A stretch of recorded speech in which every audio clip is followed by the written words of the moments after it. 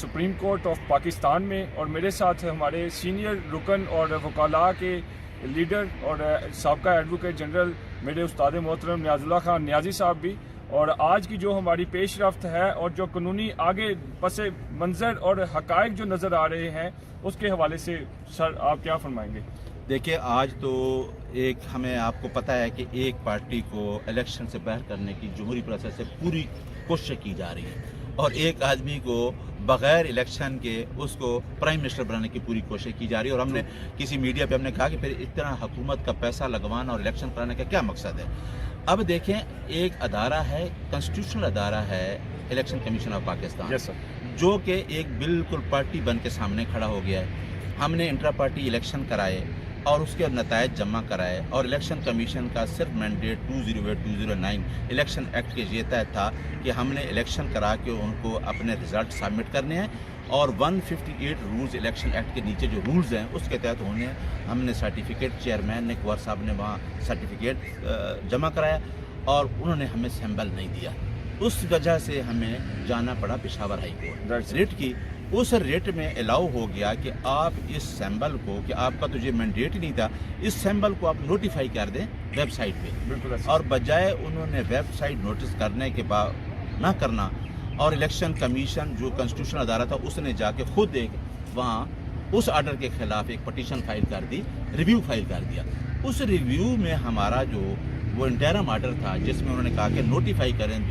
9 تاریخ تک، جو انہوں نے نہیں کیا، اس میں ہمارا وہ انٹرم آرڈر ودرا ہو گیا۔ اس آرڈر ودرال کے خلاف ہم نے سپریم کورٹ CPLA دائر کی، اور وہ CPLA ہم نے 4 تاریخ کو دائر کی، 5 کے لیے ہم نے ارلی ہیئرنگ دی جو کہ نہ لگ سکی۔ آج پھر ہم نے ایک ارلی ہیئرنگ فائل کی ہے اور ریکویسٹ کی ہے سپریم کورٹ آف پاکستان کو کہ پوری عوام دیکھیں، اس ٹائم یہ گراؤنڈ ریئلٹی ہے کہ کتنے لوگ عمران خان کے اس اسٹانس کی وجہ سے اس سے اٹیچ ہیں۔ اگر آپ ان لوگوں کو اس جمہوری پروسیس سے علیحدہ کر دیں گے تو کیا 8 تاریخ کے بعد لوگ رزلٹ کو قبول کریں گے؟ قطعاً نہیں، قطعاً لوگ اس الیکشن کو قبول نہیں کریں گے، اور اس ملک کے لیے، اس قوم کے لیے ایک وبال بن جائے گا۔ پھر لوگ الیکشن کے خلاف کھڑے ہو جائیں گے، اور اس حکومت کو ایک پھر الیکشن کرنا پڑے گا۔ تو ہماری آنریبل سپریم کورٹ سے یہ ریکویسٹ ہے کہ آپ اس پٹیشن کو فکس کریں، اور جو ہمارا نشان ہے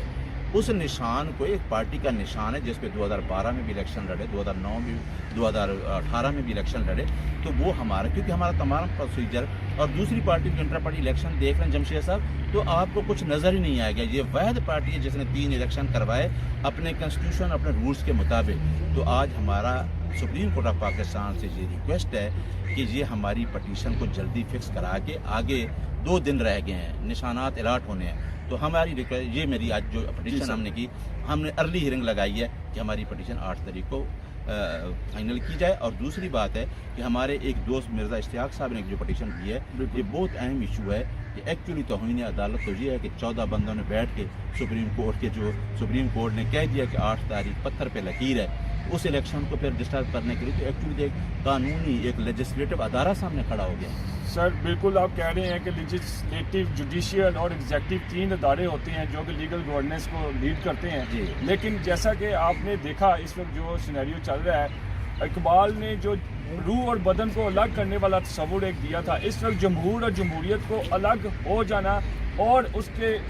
بعد یہ جو ٹکٹوں کی تقسیم کے بارے میں آپ نے کہا کہ عمران خان صاحب نے کہا ہے کہ جی جو لائلٹی ٹو دا اسٹیٹ جو رکھتے ہوں، اور وکلاء ان پریکٹس پروفیشنلی آ چکے ہیں میدان میں، اس کے اوپر آپ کیا کہیں گے؟ جمہور اور جمہوریت کو الگ کرنے کا جو کیا جا رہا ہے، اور جو ٹکٹوں کی تقسیم ہمارے جمشید صاحب، میں آپ کو بتاؤں نا